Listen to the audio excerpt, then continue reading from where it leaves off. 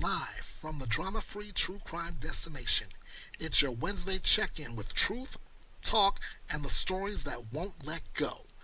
This is the Midweek Bite.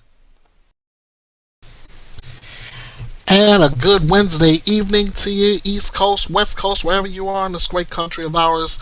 Welcome to the Midweek Bite, Bethea'S Byte Reloaded. I'm Ernest Bethea, the last outlaw.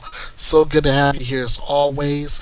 And I originally had this set as a six-pack. Then I ran into a couple other stories that needed attention too. So with that in mind, I thought I would bring those aboard and pack that all into this edition, which is now a six-pack with extra reckoning. So with that in mind, let me bring you to my opening statement. One second. Tonight we examine 8 cases, each a thread in the tapestry of justice, each revealing how fragile and fierce the pursuit of truth can be. 5 men feel the weight of justice after the brutal killing of a 4-year-old in a drive-by shooting. A nurse entrusted with care betrays that trust in the most intimate way. 2 convicted murderers of Crystal Rogers now seek to rewrite their fate. A man accused of assassinating a healthcare CEO sees terrorism charges fall away. A mother convicted in a murder-for-hire plot blames the very system that judged her. 2 brothers long imprisoned are denied the chance to reopen their past.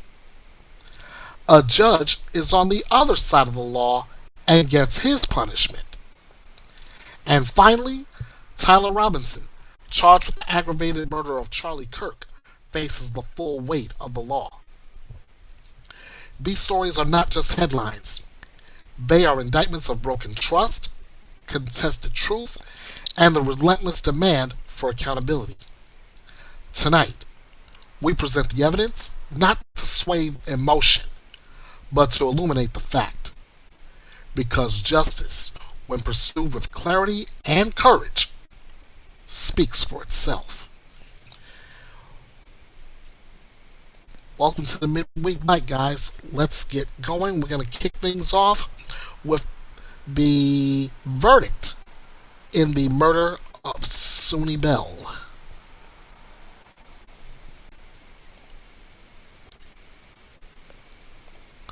Alright, we're in Tampa, Florida. After deliberating for just under 15 hours, a jury has reached a verdict in the case of Zavante Sampson, Quandarius Hammond, Jalen Bedward, James Denson, and Andrew Thompson. All 5 defendants were tried together for the August 22nd, 2021 drive-by shooting that killed 4-year-old Suni Bell. We're going to take you right to that verdict right now.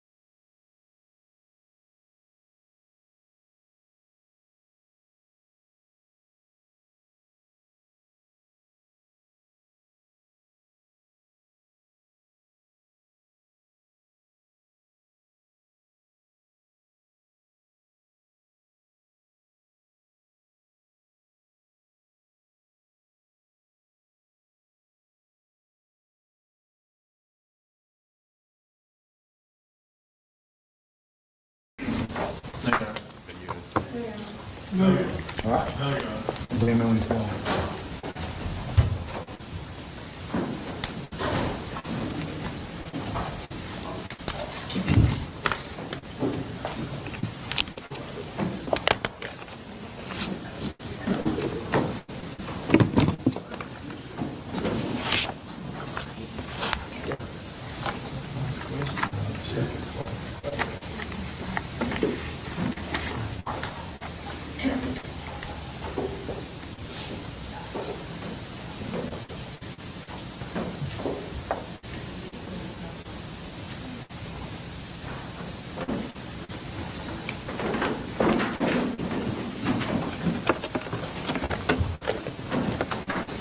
All rise for the jurors.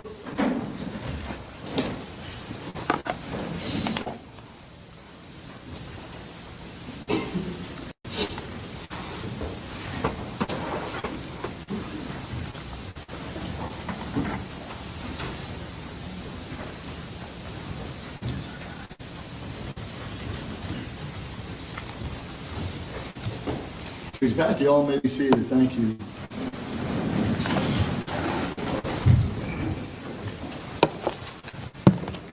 All right, ladies and gentlemen, my understanding is that you all reached a verdict? Yes, gentlemen. And you are the foreman, sir? Yes, sir. And if you could hand that verdict form to one of the deputies?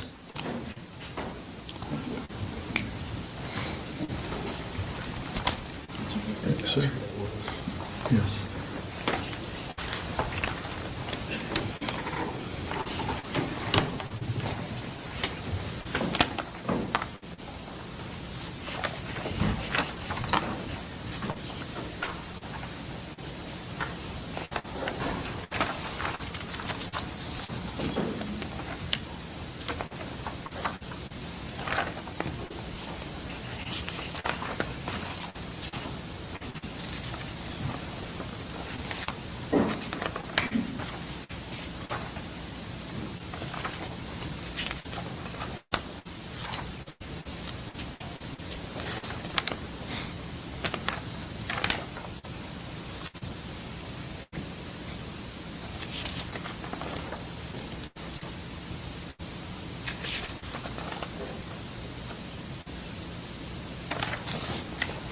Madam Clerk, if you would publish the verdict form.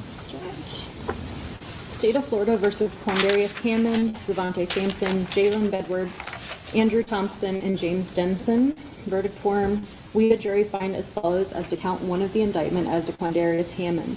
The defendant is guilty of the first-degree premeditated murder of Sonny Bell, as charged. And did the defendant personally carry, display, use, threaten, or attempt to use a firearm? Yes. Did the defendant actually possess a firearm? Yes. Did the defendant discharge a firearm? Yes. We, the jury, find as follows as to count one of the indictment as to Devontae Sampson. The defendant is guilty of first-degree premeditated murder of Sonny Bell as charged. We, the jury, find as follows as to count one of the indictment as to Jalen Bedward. The defendant is guilty of the first-degree premeditated murder of Sonny Bell as charged. We, the jury, find as follows as to count one of the indictment as to Andrew Thompson. The defendant is guilty of the first-degree premeditated murder of Sonny Bell as charged. And did the defendant personally carry, display, use, threaten, or attempt to use a firearm? Yes. Did the defendant actually possess a firearm? Yes. Did the defendant discharge a firearm? Yes. We, the jury, find as follows as to count one of the indictment as to James Denson. The defendant is guilty of the first-degree premeditated murder as charged. And did the defendant personally carry, display, use, threaten, or attempt to use a firearm? Yes. Did the defendant actually possess a firearm? Yes. Did the defendant discharge a firearm? Yes. Count two, we, the jury, find as follows as to count two of the indictment as to Quandarius Hammond. The defendant is guilty of the attempted first-degree murder of Mary Harrison as charged. And did the defendant personally carry, display, use, threaten, or attempt to use a firearm? Yes. Did the defendant actually possess a firearm? Yes. Did the defendant discharge a firearm? Yes. We, the jury, find as follows as to count two of the indictment as to Zavante Sampson. The defendant is guilty of attempted first-degree murder of Mary Harrison as charged. We, the jury, find as follows as to count 2 of the indictment as to Jalen Bedward. The defendant is guilty of the attempted first-degree murder of Mary Harrison as charged. We, the jury, find as follows as to count 2 of the indictment as to Andrew Thompson. The defendant is guilty of the attempted first-degree murder of Mary Harrison. And did the defendant personally carry, display, use, threaten, or attempt to use a firearm? Yes. Did the defendant actually possess a firearm? Yes. Did the defendant discharge a firearm? Yes. We, the jury, find as follows as to count 2 of the indictment as to James Denson. The defendant is guilty of the attempted first-degree murder of Mary Harrison as charged. And did the defendant personally carry, display, use, threaten, or attempt to use a firearm? Yes. Did the defendant actually possess a firearm? Yes. Did the defendant discharge a firearm? Yes. Count 3. We, the jury, find as follows as to count 3 of the indictment as to Quandarius Hammond. The defendant is guilty of attempted first-degree murder of Willie Brown as charged. And did the defendant personally carry, display, use, threaten, or attempt to use a firearm? Yes. Did the defendant actually possess a firearm? Yes. Did the defendant discharge a firearm? Yes. We, the jury, find as follows as to count 3 of the indictment as to Zavante Sampson. The defendant is guilty of the attempted first-degree premeditated murder of Willie Brown as charged. Count 4. We, the jury, find as follows as to count 4 of the indictment as to Quandarius Hammond. The defendant is guilty of conspiracy to commit first-degree murder as charged. We, the jury, find as follows as to count 4 of the indictment as to Zavante Sampson. The defendant is guilty of conspiracy to commit first-degree murder as charged. We, the jury, find as follows as to count 4 of the indictment as to Jalen Bedward. The defendant is guilty of conspiracy to commit first-degree murder as charged. We, the jury, find as follows as to count 4 of the indictment as to Andrew Thompson. The defendant is guilty of conspiracy to commit first-degree murder as charged.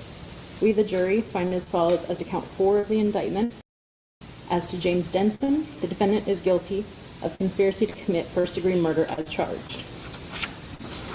Count 5. We, the jury, find as follows as to count 5 of the indictment as to Quandarius Hammond.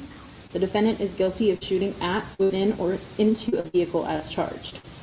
We, the jury, find as follows as to count 5 of the indictment as to Zavante Sampson. The defendant is guilty of shooting at, within, or into a vehicle as charged. We, the jury, find as follows as to count 5 of the indictment as to Jalen Bedward. The defendant is guilty of shooting at, within, or into a vehicle as charged. We, the jury, find as follows as to count 5 of the indictment as to Andrew Thompson. The defendant is guilty of shooting at, within, or into a vehicle as charged. We, the jury, find as follows as to count 5 of the indictment as to James Denson. The defendant is guilty of shooting at, within, or into a vehicle as charged. Count 6. We, the jury, find as follows as to count 6 of the indictment as to Quandarius Hammond. The defendant is guilty of discharge of a firearm from a vehicle as charged. We, the jury, find as follows as to count 6 of the indictment as to Andrew Thompson. The defendant is guilty of discharge of a firearm from a vehicle as charged. We, the jury, find as follows as to count 6 of the indictment as to James Denson. The defendant is guilty of discharge of a firearm from a vehicle as charged. So say we all, dated this 17th day of September 2025, signed 4% of the jury. Would the attorneys like the jury polled? Yes, Your Honor. Yes, Your Honor. Madam Clerk? Juror number 1, is this your true and correct verdict? Yes. Juror number 2, is this your true and correct verdict? Yes. Juror number 3, is this your true and correct verdict? Yes. Juror number 4, is this your true and correct verdict? Juror number 5, is this your true and correct verdict? Yes. Juror number 6, is this your true and correct verdict? Yes. Juror number 7, is this your true and correct verdict? Yes. Juror number 8, is this your true and correct verdict? Juror number 9, is this your true and correct verdict? Yes. Juror number 10, is this your true and correct verdict? Juror number 11, is this your true and correct verdict? Juror number 12, is this your true and correct verdict? Thank you. Ladies and gentlemen of the jury, I wish to thank you for your time and consideration of this case. I also wish to advise you of some very special privileges enjoyed by jurors. No juror can ever be required to talk about the discussions that occurred in the jury room except by a court order. For many centuries, our society has relied upon juries for the consideration of very serious and difficult cases, and we have recognized for hundreds of years that a jury's deliberations and discussions and votes should remain their private affair so long as they shall wish it. Therefore, the law gives you the unique privilege not to speak about the jury's work. Although you are at liberty to speak with anyone you would like to about your work and your deliberations, you are also at liberty to refuse to speak to anyone. A request to discuss either your verdict or your deliberations may come from those who are simply curious. It could come from those who might seem to find fault with your decision, from the media, from the attorneys, or elsewhere. It will be up to you to decide whether to preserve your privacy as a jury. And with that, I now release you from your services in this case with a thank you. All rise for the jurors.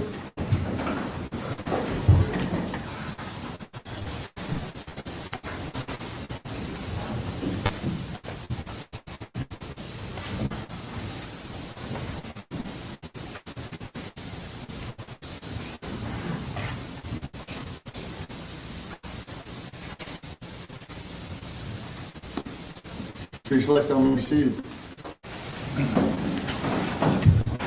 All right, is there any consensus on when you would like to have sentencing, if not today? Your Honor, Mr. Denson is entitled to a pre-sentence investigation because he has no prior felony convictions. I would request that the court order them. All right, we can do that, even though he's entitled to a pre-sentence investigation. Count one carries a mandatory life imprisonment. So, for the sake of housekeeping then, I would just carry everyone along to that same day so that we can get the score sheets together. The points on the score sheet are going to matter as to how I fashion my sentence in this case, even though count one is a mandatory life. I'm going to say October 27 at 8:30 for sentencing on all 5 defendants, unless there's a major conflict with some or more of the attorneys. That's fine for me. All right? That's fine, sir. All right, October 27, 8:30 in the morning for sentencing. They'll be remanded to the custody of the Hillsborough County Jail. I will adjudicate them all guilty on all accounts, and they will be held without bond. Court stands in recess. Please exit.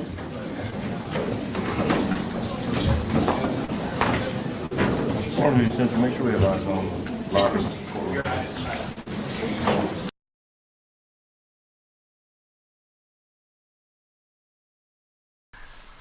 And there you have it.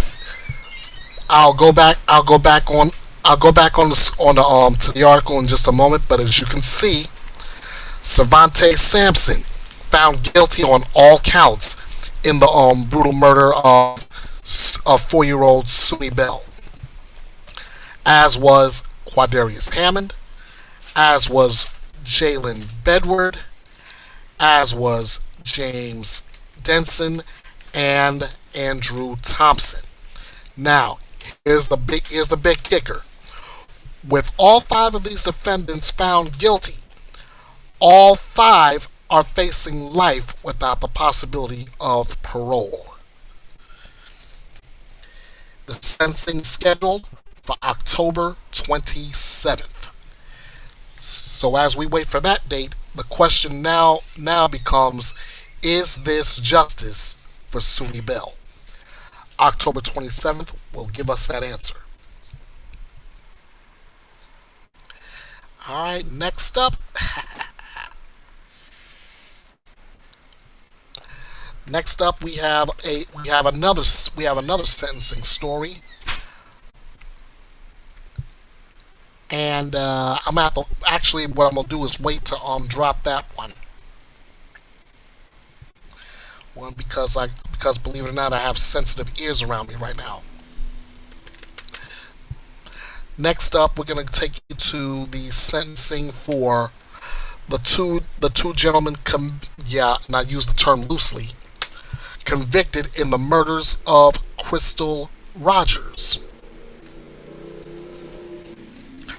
But first, before their sentencing, they decided they were going to fight their convictions before their sentencing.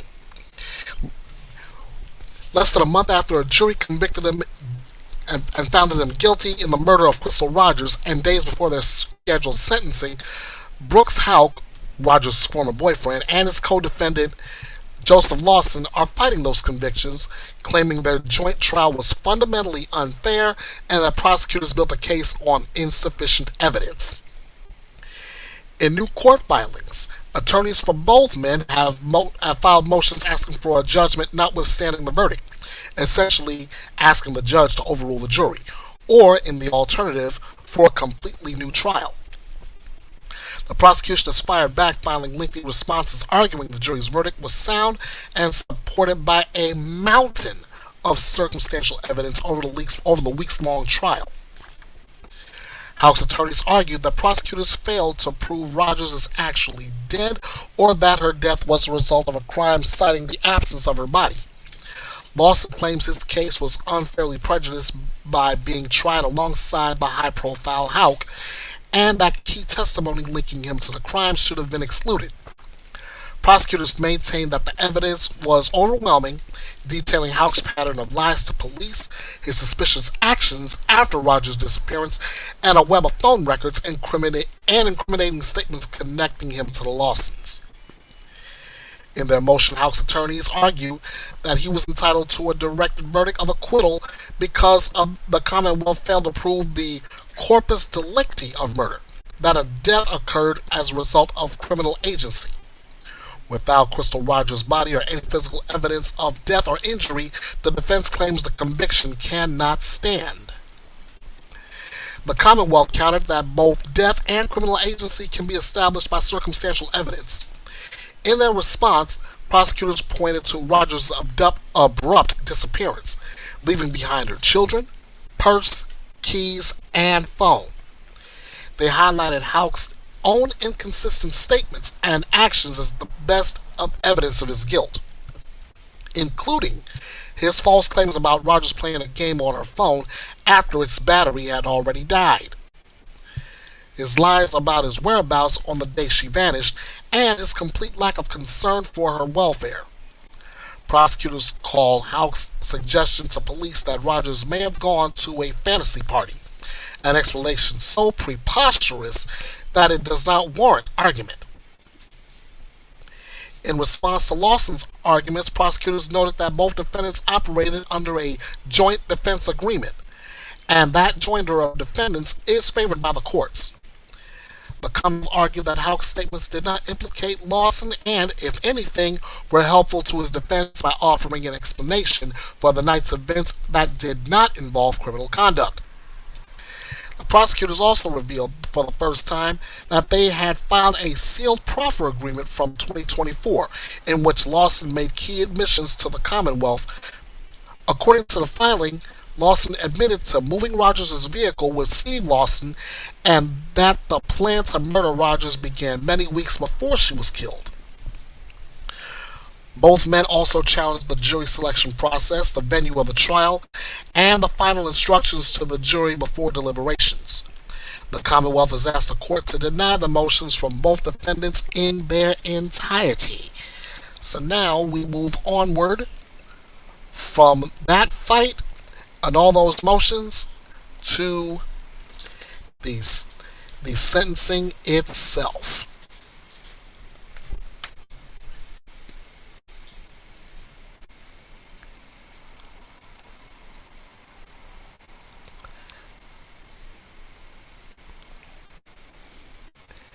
And let's just say this was not a good time to be either Brooks Houck or Joseph Lawson. Brooks Houck was sentenced to life in prison plus 5 years for the murder of his ex-girlfriend Crystal Rogers, while his co-defendant Joseph Lawson received 25 years for his role in the 2015 killing that shocked the small Kentucky community of Bardstown. Nelson County Circuit Judge Charles Simmons III handed down the sentence following emotional victim impact statements from Rogers' family members, who have waited nearly 10 years for justice in the case that captivated national attention. The 42-year-old Houck was convicted in July of murder and complicity to tampering with physical evidence in the death of Rogers, a 35-year-old mother of 5 who disappeared on July 3, 2015.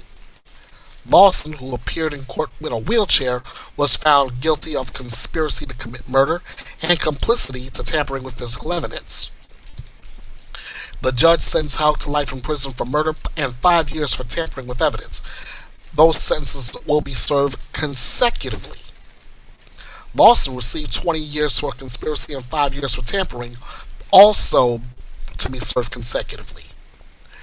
Rogers' body has never been found, despite extensive searches over the years. Her car was discovered the day after she disappeared on the Bluegrass Parkway, with her purse, phone, and keys still inside. During the sentencing hearing, Rogers' family members delivered powerful statements directly addressing both defendants. Her mother, Sherry Ballard, thanked prosecutors and investigators for their work before turning her attention back to Houck. Ballard recounted years of what she described as abusive behavior toward her daughter and Rogers' other children, including removing light bulbs from their rooms, taking doors off hinges, and cutting off water supplies as punishment. She also referenced jail phone calls where she said Houck showed no remorse for Rogers' disappearance. Rogers' daughter, Kylie Fenwick, who testified during the trial that Houck told Houck he had taken away a mother from 5 children who depended on her love. She said Houck had no heart because he murdered his own son's mother. The victim's sister, Brooke Bryan, called Houck cocky and arrogant, saying he thought he was untouchable but wasn't. She said the family believes Houck was also involved in the murder of Rogers' father, Tommy Ballard, who was shot and killed in 2016 while hunting. Houck has not been charged in connection with his death. Rogers' brother, Casey Ballard, recalled an encounter with Houck after an early search of the family farm, where he said Houck smiled and told him investigators had done such a poor job they could step over his sister and never know she was there. The case drew national attention partly because of the mysterious circumstances surrounding Rogers' disappearance and the subsequent death of her father, who had been actively searching for his daughter. Tommy Ballard was shot and killed while hunting on family property in November 2016. That case remains unsolved. Houck and Rogers shared a son, Eli, who was 2 years old when his mother disappeared. Family members said during the hearing that Houck later dated another woman named Crystal and told the child she was his mother. The prosecution's case relied heavily on circumstantial evidence, including cell phone data, witness testimony, and evidence of Houck's controlling behavior toward Rogers. Defense attorneys had argued there was insufficient evidence to prove Houck committed murder. Judge Sims noted that while people had asked him to sentence Houck to life without parole, that was not an option under Kentucky law for the charges he faced. Rogers' family members vowed to attend every parole hearing to ensure both men remained behind bars. They continued to hope that one day the defendants will reveal the location of Rogers' body so she can receive a proper burial. The case moved from Nelson County to Warren County due to excessive pretrial publicity. Both defendants have filed motions appealing both of their convictions. So at the end of the day, both Brooks Houck and Joseph Lawson are getting sentenced behind bars. One of them for the rest of his life, plus an extra 5 years, but still the rest of his life. The will be serving 25 years because that'll leave him not coming out from prison until he's about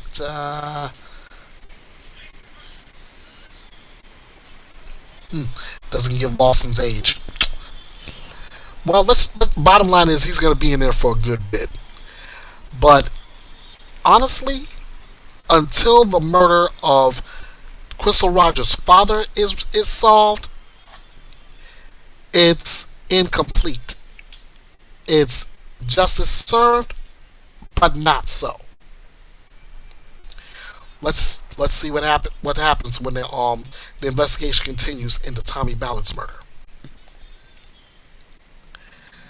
Next up, a New York judge dismisses 2 charges against the man accused of the killing of the CEO of United Healthcare, Brian Thompson.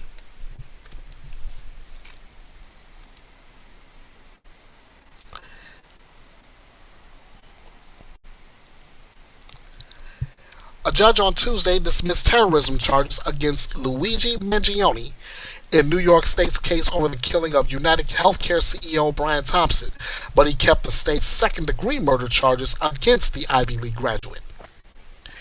Mangione's lawyers argued that the New York case and a parallel federal death penalty prosecution amounted to double jeopardy, but Judge Gregory Carroll rejected that argument, saying that it would be premature to make such a determination.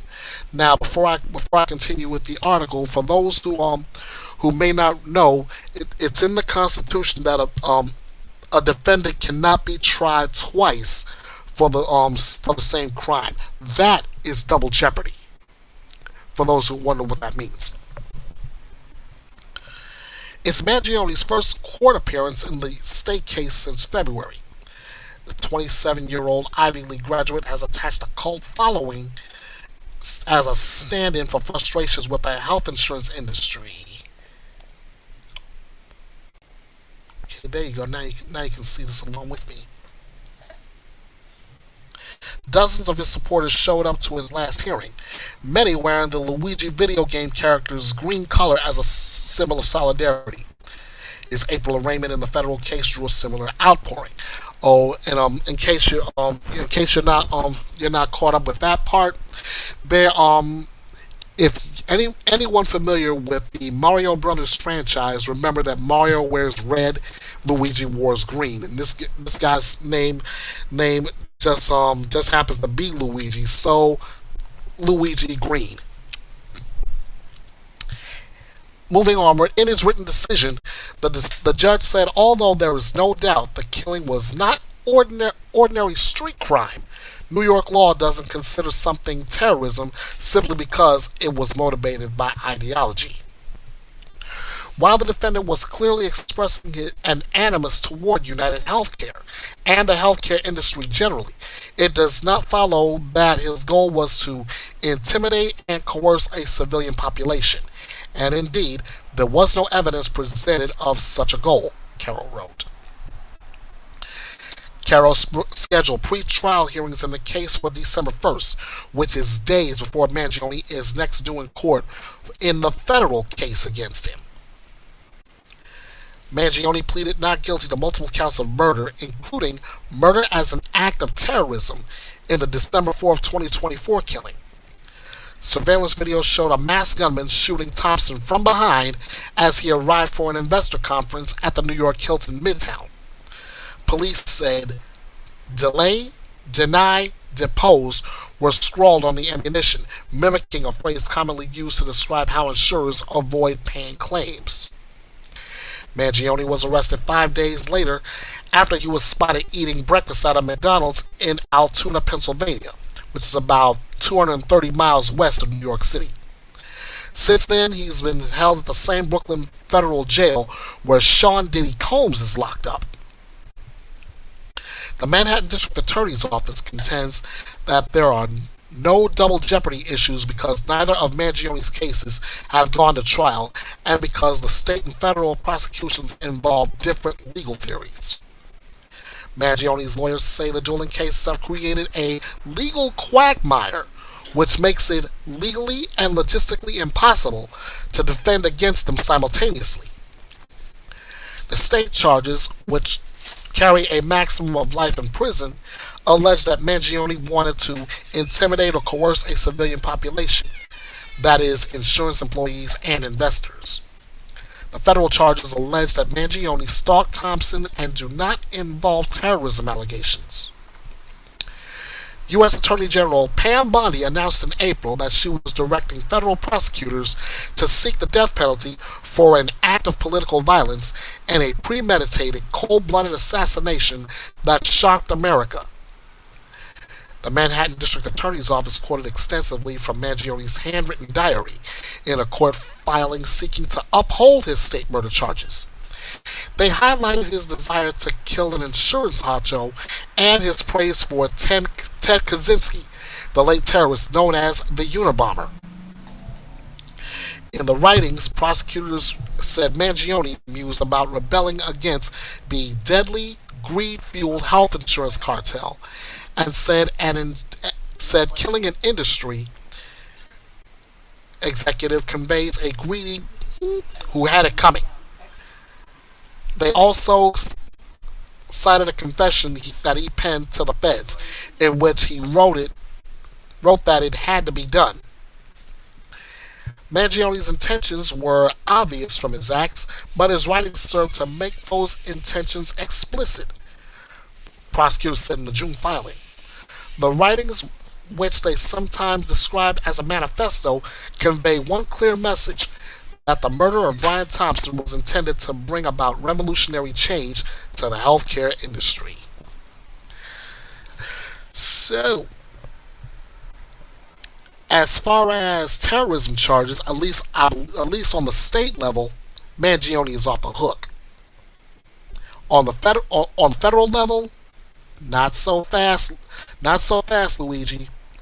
I don't think you're going to be able to get out of that one once you're on trial with those federal charges on your docket. And of course, we're gonna stick and stay to see what becomes of that. Next up,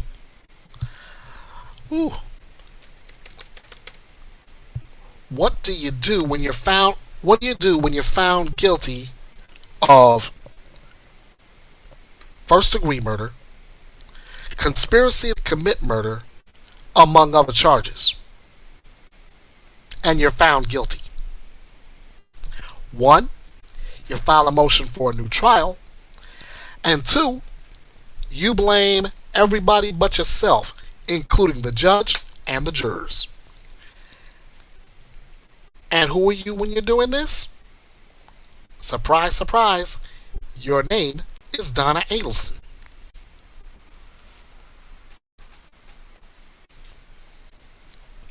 Less than a week after a jury found Donna Adelson guilty of masterminding the murder for hire that killed her former son-in-law, she has filed a motion asking for a new trial and for permission to interview 2 of the jurors who convicted her. The jury deliberated for just over 3 hours before finding Donna guilty of first-degree murder, conspiracy to commit murder, and solicitation for the death of Florida State University law professor Dan Markell, who was gunned down outside his home in 2014. Donna was the 5th person to be charged and convicted in the murder plot. She was preceded by her son Charlie Adelson, Charlie's ex-girlfriend, and 2 hitmen. In the motion for a new trial and for leave to interview jurors filed on Monday, Donna's attorneys claim she deserves a new trial based in part on juror misconduct.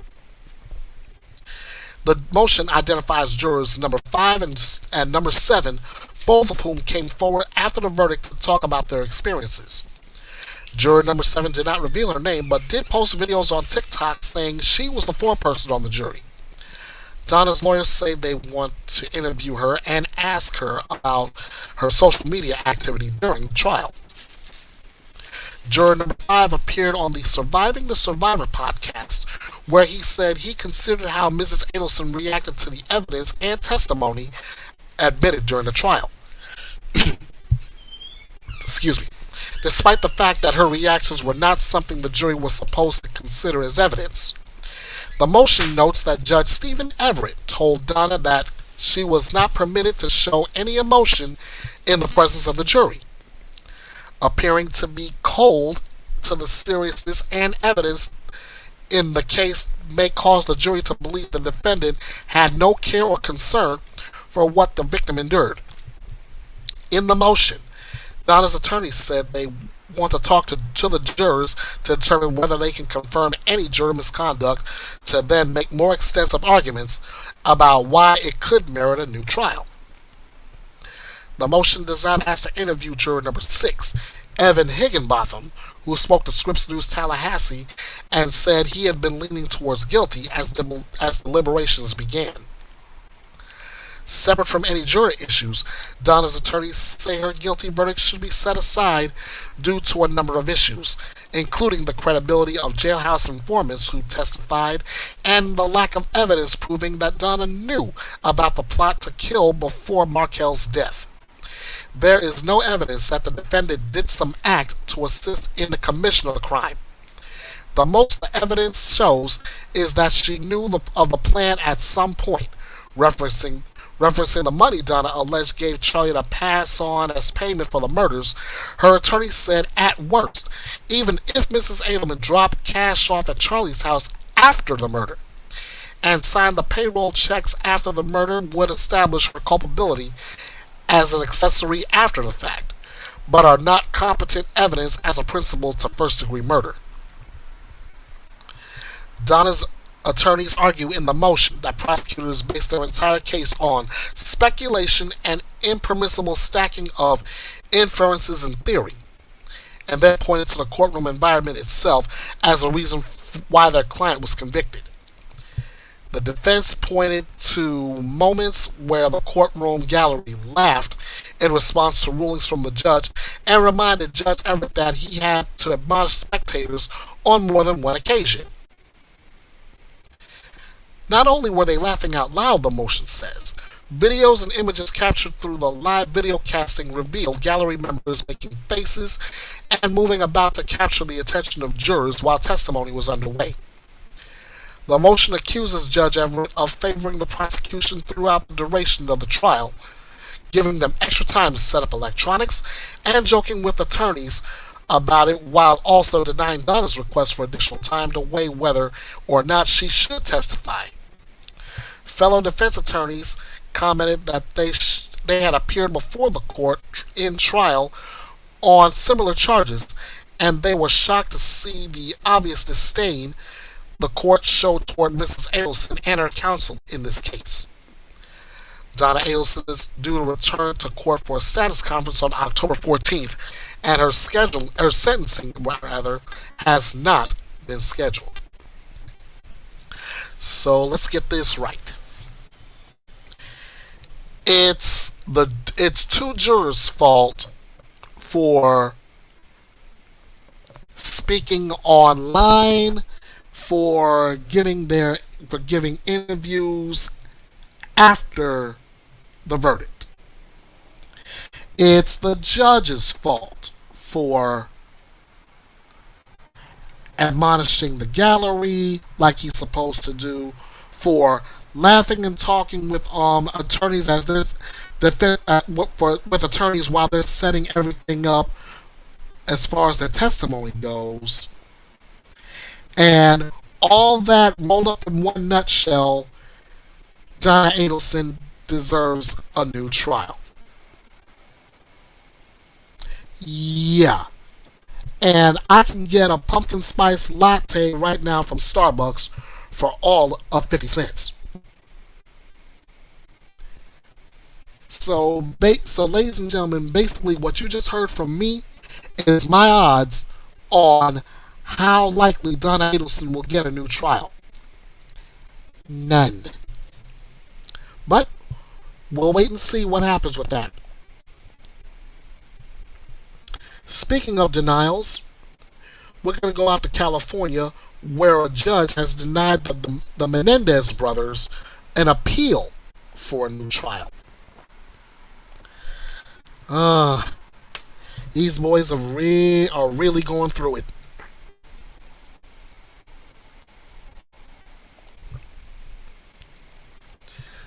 A California judge has denied a long-shot appeal from Lyle and Eric Menendez seeking a new trial, blocking yet another path for freedom for the incarcerated brothers. Los Angeles Judge William Ryan denied the petition on Wednesday, saying in a 16-page decision that none of the new evidence presented in the case has been particularly strong. The brothers were found guilty of the 1989 murders of their parents, who were shot to death in their home. After 2 trials, the pair were spared the death penalty, but were sentenced to life in prison. The first trials included testimony from Lyle and Eric alleging they were sexually abused by their father, but the second trial did not allow the jury to hear that evidence. My mistake. There we go. That's what I meant to do. In May 2023, the brothers filed a habeas petition in which they claimed that 2 pieces of evidence would have changed the outcome of the second trial. The evidence included a letter Eric sent to his cousin before the murders and new allegations of abuse against the boy's father, Jose Menendez, from a former member of the boy band, Menudo. The perpetrated new evidence that slightly corroborates the petitioners were essayed does not negate the finding of premeditation and deliberation and the lying in wait special circumstance, Judge Ryan wrote. The evidence alleged here is not so compelling that it would have produced a reasonable doubt in the mind of at least one juror or supportive of an imperfect self-defense instruction. On a social media account belonging to Lyle, a post called the judge's decision disappointing and said the fight continues, according to a report from KNBC. While the brothers had initially been sentenced to life without parole, a judge earlier this year reduced their sentences and made them immediately eligible for parole. A parole board denied petitions from both brothers in August, citing security risks. So this one I gotta agree with Lyle Menendez on this one. Their fight will continue. Will they be set free? Will they be exonerated? There's so many ways that this fight is continuing for them, but as of right now, their parole eligibility is set for 2028.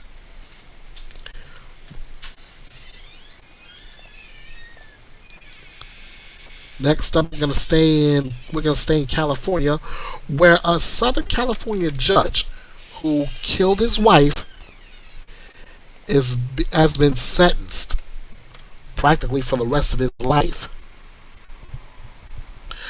We're in Santa Ana. A Southern California judge who shot and killed his wife during an argument over family finances was sentenced Wednesday to 35 years to life in prison. The case roiled the legal community in California's Orange County, where many had known or worked with him for decades. Orange County Superior Court Judge Jeffrey Ferguson, wearing a green gel jumpsuit in court, was sentenced for the second-degree murder of his wife Cheryl and felony gun enhancements. Los Angeles Superior Court Judge Eleanor J. Hunter, who presided over the case to avoid a conflict of interest in Orange County, said the evidence against Ferguson was absolutely overwhelming, including a text message he sent to court staff immediately after the shooting saying, "I just lost it," and video recordings of him speaking extensively while in custody. Hunter said she would shave 5 years off the maximum potential sentence of 40 years to life due to Ferguson's lack of a criminal record and support from Cheryl Ferguson's family members, among other factors. But that Ferguson had repeatedly shown he doesn't believe the rules apply to him by drinking while carrying a weapon, even while he was out on bond, even though he was barred from doing so. Mr. Ferguson believes the rules just do not apply to him. 74-year-old Ferguson has claimed the 2023 shooting was accidental. District Attorney Todd Spitzer said the evidence showed it was cold-blooded murder. He most likely with this sentence will never see freedom as a result of his age, Spitzer told reporters after the hearing. In court, Ferguson said he loved his wife and was looking forward to spending his life with her and their family. "I understand the jury's verdict, but it was a horrific accident," Ferguson said, his voice cracking. "I have enormous grief not for myself alone, but for my son Philip and Cheryl's brothers." Prosecutors said the longtime judge and former criminal prosecutor pulled a gun from his ankle holster in August 2023 and fired the fatal shot after he had been drinking and arguing with Cheryl over family finances at a restaurant, and later while watching Breaking Bad in their Anaheim Hills home.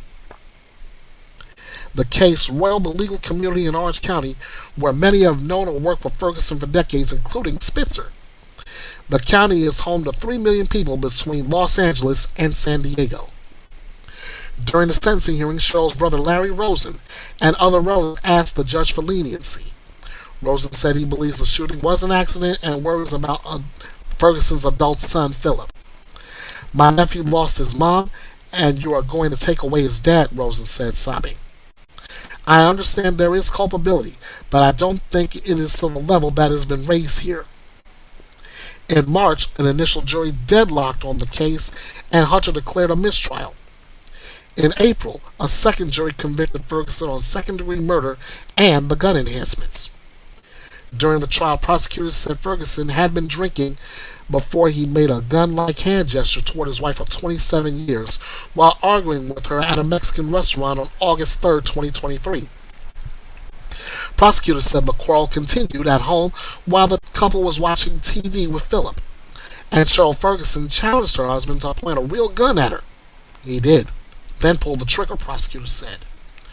Ferguson, who had experience in training in firearms, testified that he was removing the gun from his ankle holster to place it on a table cluttered with other items when he fumbled it due to an injured shoulder, and it went off.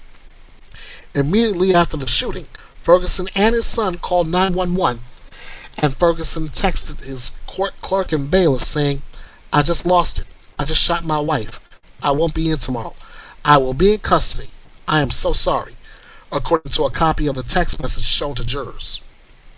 Ferguson spoke with police outside his home and while in custody. In video shown at the trial, he was seen sobbing and saying his son and everyone would hate him and pleading for a jury to convict him.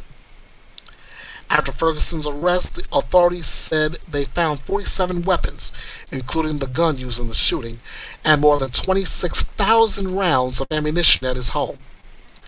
Ferguson began his legal career in the district attorney's office in 1983 and went on to work narcotics cases, winning various awards. He became a judge in 2015 and presided over criminal cases in Orange County, city of Fullerton, about 10 miles from the court where he was sentenced. Jeffrey Ferguson is to spend the next 35 years to life behind bars for killing his wife, in which he says was an accident, a horrific accident. I really don't know what to say in this case because it was bad from the start. I mean, they get into an argument over money, yes, obviously, but then you get a dare from his wife saying, pretty much saying, okay, now shoot me with the real thing, and then he does exactly that. But there's a good possibility. There's a good possibility the alcohol messed with his head, and he actually followed through with his wife's challenge, dare. You make the call. But I'm sad to say that that's justice. Okay. Now that the sensitive ears have disappeared, I can go on with the story that I wanted to bring to you. Second thing in this podcast: the sentencing of Alexis Von Yates.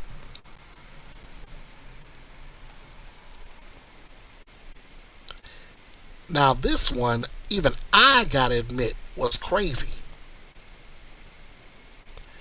A Florida nurse accused of raping her stepson was sentenced to prison after pleading no contest to lewd and lascivious battery for having sexual contact with her teenage son. Yeah. This is in Florida. Last month, Alexis Von Yates pleaded no contest to the lesser charge on a plea deal. Oh. No, that said plea deal, ladies and gentlemen. You know how I feel about plea deals. She was initially charged with sexual battery on a person 12 to 18 years of age by a person in familial custody. The case stems from a July 2024 allegations that Von Yates sexually assaulted her stepson while he was visiting his father. Court documents indicate the father discovered the assault and confronted Von Yates. The victim's mother spoke during Von Yates' sentencing, calling her an incestuous pedophile who groomed and violated her son. The victim's mother said her son had been let down and harmed by those who should have protected him, and said Von Yates used her position to intentionally sabotage and violate him. The victim's mother also addressed Von Yates, saying she showed no remorse for her despicable actions and called her a coward. The victim's mother also told the judge that his father has not spoken to him since the incident. The judge told the victim's mother that the only reason he accepted the plea deal was because it was his understanding that she and the victim were in agreement to it, to which she confirmed in court.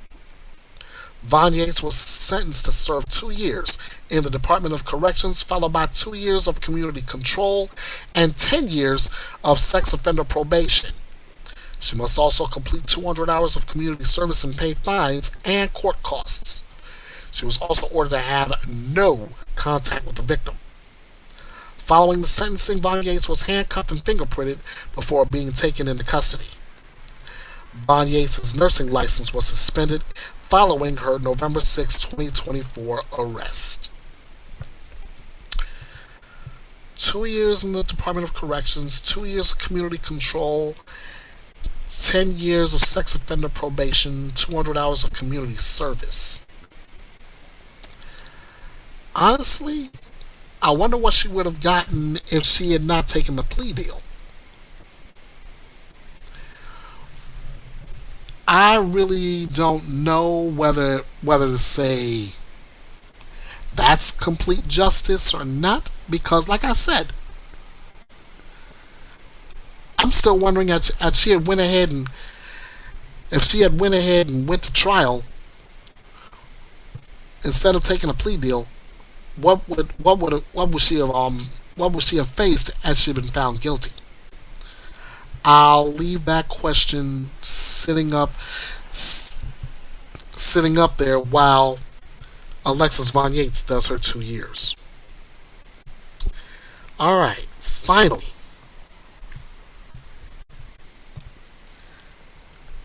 Tyler Robinson. Remember that name because you're going to be hearing it a lot.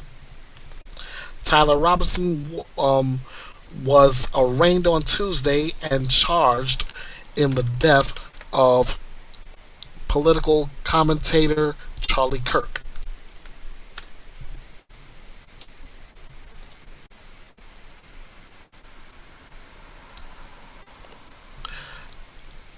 In Provo, Utah, wearing a green bulletproof vest, Tyler Robinson, the man accused in the shooting death of activist Charlie Kirk, appeared virtually at his first court appearance on Tuesday, hours after prosecutors announced he's been charged with aggravated murder and that they will seek the death penalty in the shooting at Utah Valley University.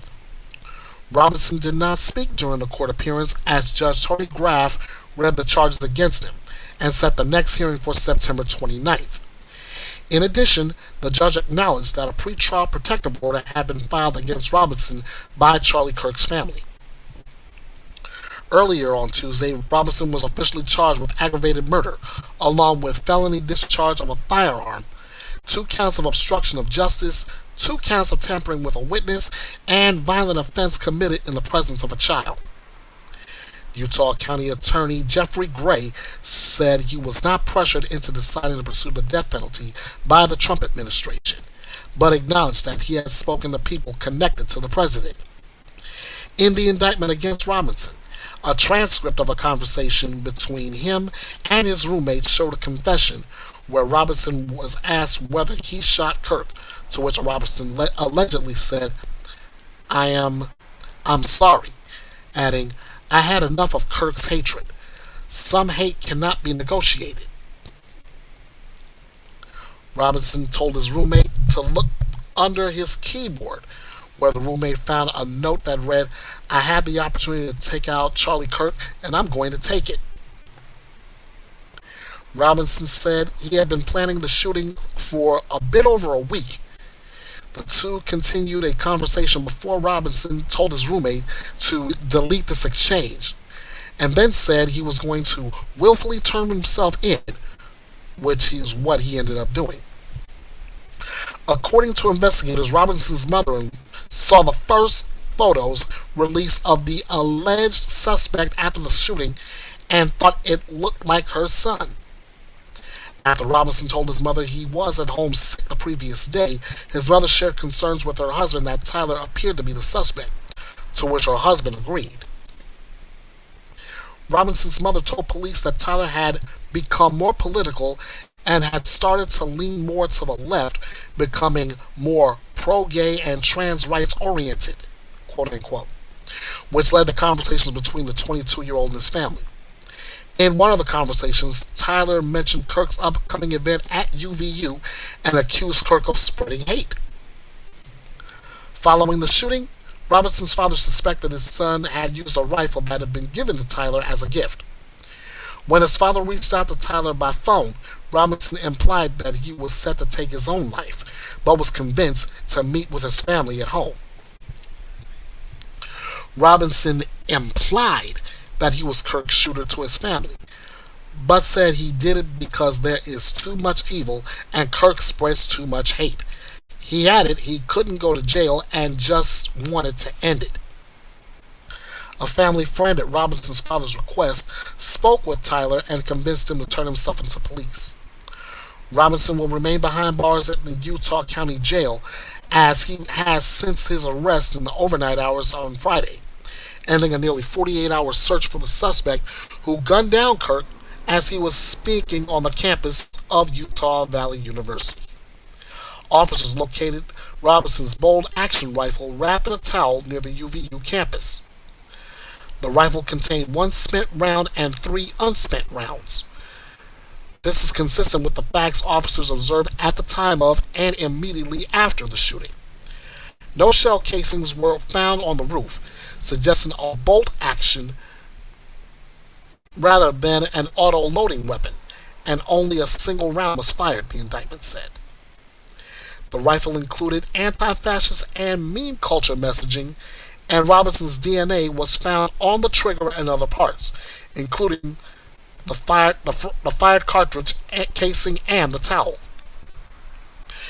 Even before Robinson's arrest, political leaders such as President Donald Trump and Utah Governor Spencer Cox had advocated for prosecutors to seek the death penalty against the gunman. However, the case for a capital murder charge is not so cut and dry. It is not a traditional death penalty case where there's multiple deaths. There's torture and cruelty, or the victim is particularly vulnerable and under the age of 14. But there are circumstances in which it would fit, defense attorney Clayton Sims told Scripps News, Salt Lake City. So, bottom line, Tyler Robinson is accused of aggravated murder, and the death penalty is being sought in this case. Meaning, if convicted, who knows how long he'll be seen on death row before his death. But that's the price you pay. You do the crime. If you're not sentenced to death, you got to do the time. And with that, ladies and gentlemen, I am about to wrap this up with my closing argument.